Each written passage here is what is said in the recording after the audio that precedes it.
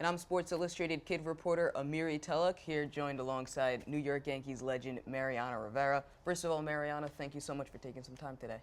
Oh, Mary, thank you, man. Thank you for having me here. Of course. And how are you feeling, first of all? I mean, you've obviously were retired last year.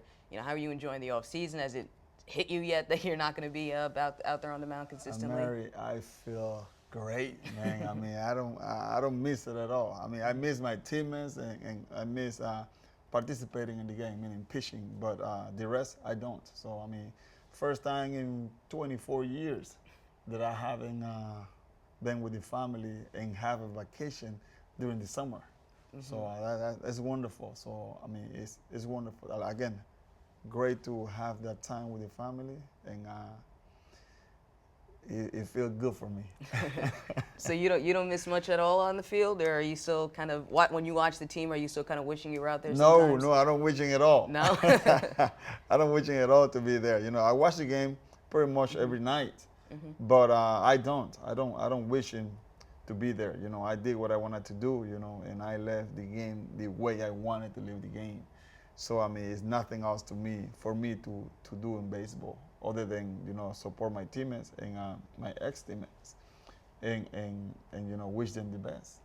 Now, how important is it for you, just the family aspect that you mentioned? Being able to spend more time with your family. Oh, it's important. That's what I wanted to do for so many years. I couldn't done it because I was playing baseball. But once since last year I finished my career, I mean, I already started planning trips and being able to go with the whole family while the kids are still growing. Well, the two olders are bigger, but I still have few other. So I mean, it's good though. It's good to being able to do whatever you want besides work. And this year has been, I mean, amazing for me. Now, I'm sure one of the highlights of the year was writing your book, The Closer, which is why you're here today. So what exactly made you want to write that book? What was the desire in you? Well, I mean, I wanted to share with the fans, with people, what my experience has been, not only in baseball, but outside baseball, my whole life since I was a fisherman down in Panama till I came here as a New York Yankee, became a closer, and all the walls that I had to climb, and barriers that I had to knock down. And I want everybody to know that if I was able to do it, I mean, there's no reason why you can't do it. Especially the teenagers. I always wants to do something for them, and that's why the book came along. Now, you also adapted the book for younger adults. What are some of the messages that you were trying to send to the younger children as they read For your the book? younger children, especially those that wants to play the game of baseball, I mean, I want to make sure that they know fundamental, know that you can play the game of baseball, that you can be the best that you could, but at the same time, I want them to know that it's possible. It don't matter your background, don't matter where you come from. You are white, black, Chinese, Latino, it don't matter. As long as you have the desire and the passion and the love to do it. So I mean, I want the young writers, the young readers to know about this book and write it and feel comfortable and believe that they also can do it. Now, in the first few chapters of the young adult book, you kind of talked about growing up in Panama, as you mentioned, a fisherman's child.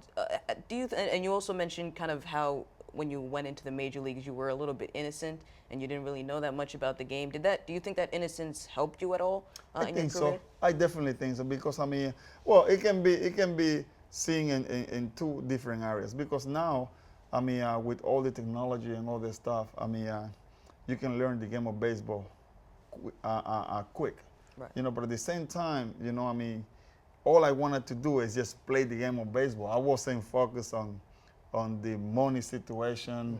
I wasn't focused on nothing else but just play the game of baseball.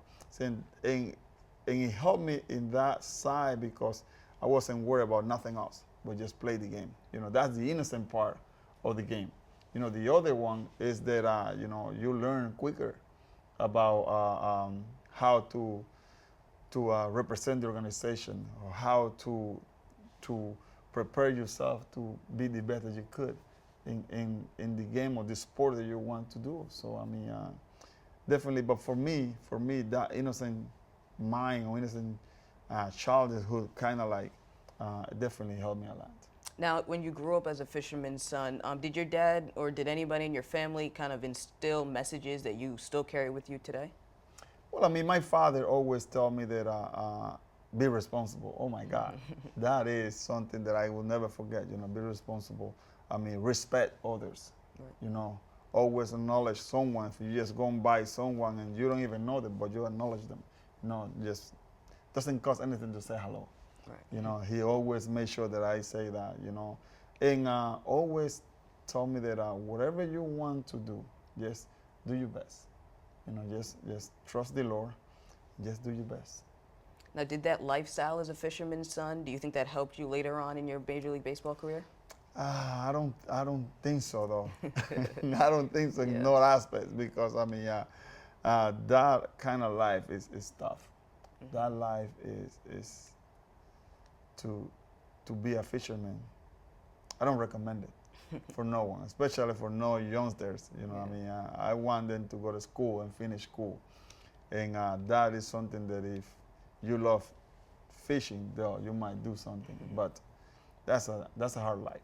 Right. You know, and I wish, I mean, no one will have to do that. Get a good job, and if you do fishing, it's just for sport, fun. Yeah. And you also mentioned I think in the same chapter actually, that your life goal was to become a mechanic before you became involved in baseball. Is that something that you still want to do today now that you've retired? Well, I mean, no, not really, because I mean, I have other things to do, but definitely I wanted to be a mechanic, auto mechanic, and if it wasn't baseball, well, I would have been maybe a mechanic, you know. But the Lord had different plans for me.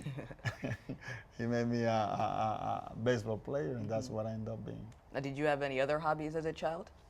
Not really, not really. You know, where I grew up, you know, I mean, other than school, go to work with my grandpa, you know, which I love. He always took me with him wherever he went. He always had me to his side. But just playing the game, playing sports, any sport, basketball, soccer, baseball, it didn't matter. As long as I was playing sport, I didn't have no more other hobbies. Other than fishing was to me just like a job.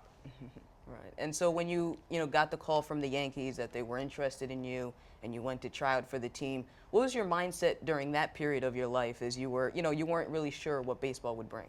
Exactly. I wasn't sure, so I mean, I just give it a shot. I had nothing to lose. You know, I mean, I went there. My shoes, the combination you see now, I have at least I match. You know, but my pants were red and shirt was green, a mess. You know, big toe coming out of my shoe, no glove. But at the same time, I wasn't shy to be like that because I mean, that wasn't big for me. You know, that I wasn't a kid that need a lot to be happy. So when I had the shot to practice for the New York Yankees or to try for the New York Yankees, I mean, I went and just give it my best. You know, and I wasn't like, oh my God, I'm gonna have a tryout with the Yankees and I couldn't sleep. Nah, I said, hell, something I do. If it works, if it's not, I continue my life.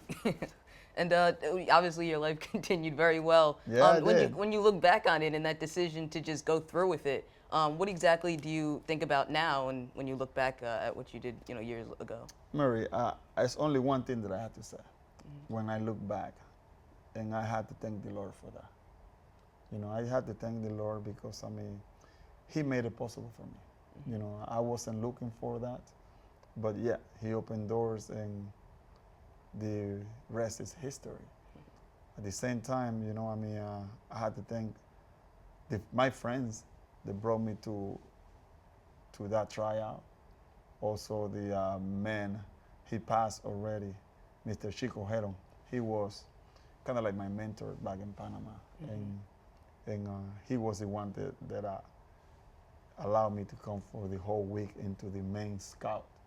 Came from Tampa, and sign me. So I mean, it's so much that I had to think, but the main reason is just the Lord, because without Him, I couldn't accomplish anything that I accomplished. And looking at what you've done so far in your career and looking back at it today, did you ever imagine this? Did you ever even dream of, not just maybe in baseball, but did you ever dream of yourself being as successful as you are today? No, no shot. It was. I mean, all this thing to me was new. All this. I mean, I never left Panama since I left to play baseball. 20 years old. So I never was in a flight in a plane. So I mean, the language. So all those things were new for me. So when I left, I mean, it was like, wow. I mean, well, my father, he says, yeah, just do your best. So no, I never thought that my career will end up the way it ended up, and being able to do what I did for so many years. We're 24 years of career. And again, I have to say, thank God for that. My family, my wife, my kids, friends, so they always were there. Teammates. Right. I played with so many teammates, so I mean, it was a blessing all around. Now, in the book, you also mentioned and you also chronicled, the seasons that the Yankees won championships, but also lost championships. Now, with those ups and downs early in your career, how hard was it to keep pushing forward and not looking back at maybe some of the disappointments? Well, Amiri, I don't see it as a disappointment though. I mean, I always see it as a learning process. Everything in life to me is a learning process. So I don't see it as a disappointment. Yeah, we lost 2 World Championships in 7 championships that we played. So I mean, yeah, we enjoy these 5 that we won, but also we have to thank God for the other 2, because I mean, it makes you better, and that's what I always think about it, and I always try to teach the youngsters that when you fail, when you don't get picked for the team that you wanted to be, well, it's always a hope and always another chance. And when you have that another chance, you already learn what you went through. So when the next time comes, you prepare better. Right. So that's exactly the way I see the things. When you lose any game or you lose a big game, it's to learn. I don't see it as yeah, you get down, you get disappointed, yes. But at the same time, I see it as a learning process. Right. And that has helped me in my whole career in life. Because I mean, if it wasn't for that, maybe I make many more mistakes that I have made. So I mean, I thank God for all those events. Now, just to fast forward now to the present, obviously you retired officially last year, and now that you've had a year to just recuperate and sit back and watch, what exactly do you look back on the most from that 1 year of that retirement process and that quote-unquote farewell tour? Oh, that was a tremendous tour, though. That was a tremendous year, and not only there was a great year because I mean I was my last year, but coming from an injury, remember that I injured myself in 2012. Right. So 2013 I said that I won't play no more after the season. So I mean, it was amazing because I interact with so many people. So many youngsters like you, veterans, world veterans. I mean, and I learned so much from them. I thought that me saying thank you for just being there and support baseball, I learned that it's a lot of other things than baseball, to look forward. And that's what always my message has been, that it's not only baseball. It's a lot of other things. And the youngsters, I don't want to give the wrong message to the youngsters, saying, oh, it's only baseball or basketball or football. No, you can be even the next president of the United States, if you study and you prepare yourself for all that stuff. There's so many opportunities out there, but we need to, the opportunity that you get, you need to take advantage of it. Right. That's what I did. I have one shot and I took advantage of it. Thank God, and the rest is history. But again, that year, last year was tremendous. You know, I mean, from my side, you know, the way I end up, and I think I learned more in that year than a lot of years of my career, because I knew how people were thinking. Right. I knew how people was dealing with sickness and all that stuff. You know, so I mean, the Lord allowed me to see a different area of baseball. Now, it's interesting, too, because this season, Derek Jeter, a longtime friend and teammate of yours, he announced his retirement before the season, and he's throughout the year been, you know, given gifts from opposing teams and generally just appreciated. Did you enjoy that aspect? I mean, did you like when teams before games, when you were trying to prepare, came up and, you know, ceremoniously treated you? Well, I mean, it's good, you know. I mean, I'm a player, and I'm like Derek, you know. We grew up the same way, and we don't like when all the cameras on all the focusing are in us, you know. I mean, I don't like it, you know. But at the same time, it's appreciation, you know. You appreciate that. You appreciate the people appreciate what you do, right. You know. So I mean, yeah, it takes sometimes. I mean, I'm sure Derek is like that. You know, you go to every city and they all call you. Oh, you have to go there, and, you know. But again, you have to appreciate what they're doing for you, right. You know, and not because they don't want to do it just to do it. They do it as appreciation, knowing that you have done tremendous job for baseball. You represent the game, the way you represent it well and well respect. You know, when you do that, people appreciate that, and you should allow them to do that for you. So I allow them, and thank God that Derek doing it too, because I mean he appreciated it. You know, he's staying healthy, right. And that was my prayer. That I wish that he stay healthy, and you know, hopefully they make it to the playoff. So you're following the team a lot? Oh this yeah, year? yeah, I'm following the team basically every other day. Every day when I have chance, especially when they in the West Coast, it's kind of a little hard. But when they home or in the center division, you know, I watch a lot. So I mean, oh yes, I was paying attention and screaming to them at TV, and especially when Robertson, you know, right. I want him to do good, and he has done a tremendous job. Yeah. You know, as a closer. So I mean, I'm happy for them. But again, you know, I want them to go to the playoff. No doubt about it. And lastly, we appreciate the time as always. What is next for you? I mean, after you've won the championships and you've retired and you've written the book, what's next for Mariano Rivera? Well, Mary, my goal is this. I want to build in New Rochelle community center, something for the kids to go after school. You know, I mean, something that the community can have and be useful.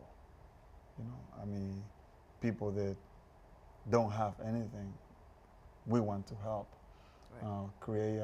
Have like a kitchen so we can give food and all that stuff, you know, I mean, but the most important thing is, you know, give them the opportunity to be successful, you know, preparing for life. And that's what I wanted to do. So that's my next chapter. And if I do that, God willing, I will do it. That will be the completion. No doubt about it. Mariano, thank you so much for the time today. Amara, thank you very much, buddy. Great job. Thank you.